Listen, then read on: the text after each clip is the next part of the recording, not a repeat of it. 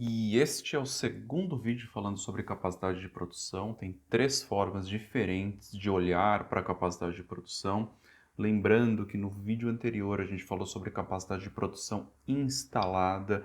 Eu recomendo muito que você assista o vídeo anterior. Este pode parecer um tema super simples, mas não é tão simples assim. Você precisa olhar para isso com muita profundidade, com muito detalhe. É muito diferente você olhar capacidade de produção instalada da fábrica como um todo, olhar capacidade de produção instalada da máquina especificamente, ou da ferramenta, ou de um grupo de produtos, ou de um grupo de máquinas. É diferente olhar em todos estes níveis. Você precisa conhecer os limites da sua capacidade de produção instalada, como tratar isso, como resolver estes problemas. Então, recomendo muito que você assista outro vídeo. Isso não impede você de continuar assistindo esse vídeo aqui até o final, pode continuar até o final. Depois você volta e assiste o outro falando sobre capacidade de produção instalada, tá? Nesse vídeo aqui a gente vai falar sobre as outras duas formas de olhar para a capacidade de produção, a capacidade disponível e a capacidade planejada. Então vamos lá, capacidade disponível, tá? Qual a grande diferença entre capacidade disponível e capacidade instalada? Capacidade disponível, suponha que você tenha 3 turnos para operar uma fábrica, ok? A capacidade instalada corresponde aos 3 turnos de operação. Só que você tem operador para produzir somente durante 2 turnos. A capacidade disponível corresponde a estes 2 turnos, tá? Então, instalada são os 3 turnos, disponível os 2 turnos, porque você só tem operador para produzir durante 2 turnos. Outro exemplo aqui para a gente olhar para a capacidade de produção disponível. Dependendo do porte da sua operação, você tem energia elétrica contratada e você não pode variar demais em relação à energia que está contratada, porque você consome muita energia.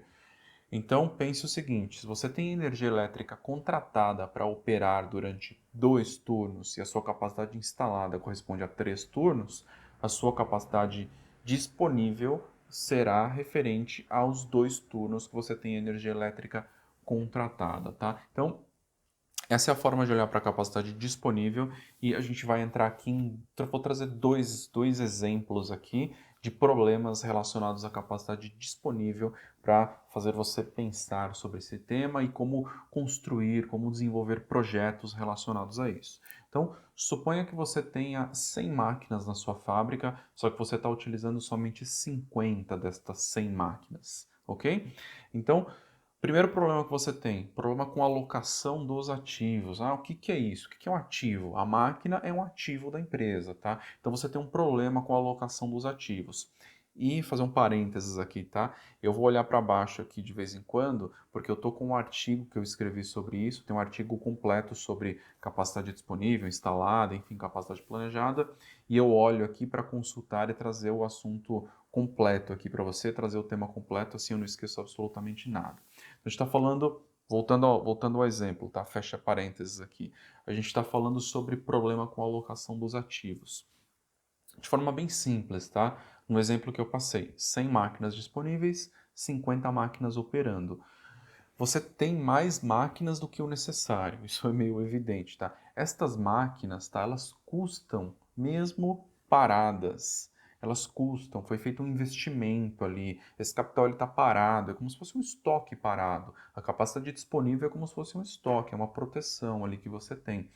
Então, isso está parado, você não está utilizando. Tem o custo do capital que está parado, que já foi investido ali, e tem o custo da área que estas máquinas estão utilizando para permanecerem ali. Isso custa IPTU, dependendo, se você está num galpão alugado, você poderia ir para um galpão menor, enfim, tem várias formas de olhar para esse assunto. Ou se você tem problema com armazenagem de materiais, você poderia eliminar metade destas máquinas e colocar mais material armazenado. Enfim, tem várias formas de olhar para esse assunto.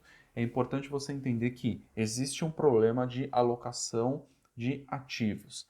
Qual o projeto que você pode fazer em relação a isso? Por que não se desfazer de algumas máquinas? Por que não propor venda de alguns equipamentos? Por que não propor utilização da capacidade para fazer alguma outra coisa?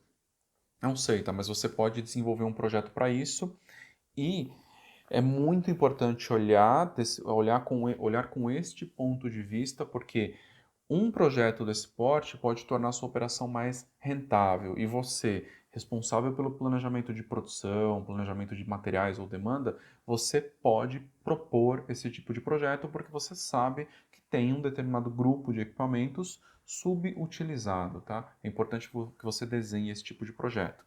Então, primeiro problema de capacidade disponível. Segundo problema, tá? É um problema com o dimensionamento da capacidade disponível. Isso muitas empresas vivem esse tipo de problema. Pense o seguinte: você tem muito atraso na entrega dos produtos por um problema de capacidade. Só que se você olha a sua capacidade instalada, isso está muito tranquilo, você não deveria ter atrasos. Então você está subdimensionando a sua capacidade disponível, você não está dimensionando corretamente a sua necessidade de produção. É muito importante ter este alinhamento claro. Eu vou trazer um exemplo aqui que é o contrário, tá? É uma capacidade. E para você entender, tá? Que o subdimensionamento não quer dizer que você tem pouco operador, não é isso, tá? É a forma de planejar que pode fazer diferença. E vou trazer um exemplo para você entender. Eu desenvolvi um projeto em uma empresa que tinha operação em 3 turnos, em uma parte da fábrica, tá? Operação em 3 turnos. Ah, o que fez esse projeto? Reorganizou o sequenciamento de produção, reorganizou os lotes, enfim, mudou a forma de planejar um grupo de equipamentos, reorganizou os estoques. E o que aconteceu? Era um grupo que estava com capacidade disponível de 3 turnos, a gente reduziu para 2 turnos e continuou produzindo o mesmo volume. Ah, como isso? Redução de trocas, otimização de lote, otimização de produção, enfim, várias coisas que foram feitas ali para poder melhorar a utilização da capacidade disponível. Então você precisa entender o que está acontecendo com a sua capacidade disponível para propor esse tipo de projeto, tá? E tem um outro problema que eu não trouxe no artigo, mas eu vou trazer aqui no vídeo, que acontece muito em várias operações. Se você tem equipamento ocioso, esse equipamento ocioso, parado, ele acaba virando um almoxarifado de manutenção, tá? Então, quebrou a bomba da máquina A. Ah, vai lá e pega da máquina C, que ela tá parada, ninguém tá usando, e aí o time vai lá e pega a bomba da máquina C. Quando você for precisar da máquina C, ela não tem bomba para operar. Aí tem que comprar bomba, fazer manutenção, você não vai conseguir operar. Então, é um problema seríssimo ociosidade de produção, não utilização de capacidade. Você precisa dimensionar isso da forma correta e, sendo você responsável pelo planejamento de produção, é sua responsabilidade dimensionar isso da forma correta. Então, isso foi capacidade de produção disponível, tá? Esse é um dos segredos para você poder ter uma operação com nível de serviço de excelência, com estoque de excelência. Você precisa dimensionar isso da forma correta. Inclusive, o estoque de materiais é impactado pela capacidade disponível. Ah, como assim? Você tem que saber quanto você vai utilizar de produção para você saber exatamente quando comprar o material, tá? Se você não fizer isso da forma correta, você vai antecipar a compra da matéria-prima ou da embalagem, enfim, ela vai ficar parada no estoque até a utilização. Então, dimensionar corretamente a capacidade disponível é importantíssimo, isso tem muito impacto na operação. Terceira forma de olhar a capacidade, a gente vai entrar aqui, utilização da capacidade planejada ou aderência ao plano de produção. Esse tema é muito crítico e você vai entender por quê. Falando de forma bem simples, tá? Eu tenho o operador para produzir durante 2 turnos, ou seja, a minha capacidade de produção disponível é para 2 turnos, só que por algum problema, excesso de estoque, enfim, qualquer tipo de problema, você decide produzir somente durante um turno, tá? Então a sua capacidade planejada é de 1 turno, a capacidade disponível é de 2 turnos e a instalada é de 3 turnos. Claro que não é essa escadinha, tá? Mas eu só estou trazendo o exemplo aqui para deixar de forma mais simples. O ideal é que a sua capacidade disponível seja igual à planejada. Você precisa planejar de acordo com a sua capacidade disponível. E no mundo maravilhoso que não existe, o ideal é que você tenha utilização total da capacidade instalada. Mas esse mundo não existe, você tem sempre variações, não tem como utilizar a capacidade instalada em 100%. Olha o vídeo anterior e você vai entender por quê. Então, trouxe o exemplo aqui do que é capacidade planejada, tá? E aqui a gente entra num tema polêmico, porque muita gente, muitos profissionais, eles entendem que a capacidade planejada ela tem conexão direta com a eficiência geral do equipamento, com o OEE. OEE é uma sigla para eficiência geral do equipamento, é uma sigla em inglês. Então, muitos profissionais entendem que isso tem conexão, mas isso não tem conexão nenhuma, e eu vou trazer um exemplo aqui para você entender, tá? Suponha que você tenha. Vou trazer dois exemplos, tá? Para ficar mais claro. Suponha que você tenha planejado o item A para produzir no dia 10, tá?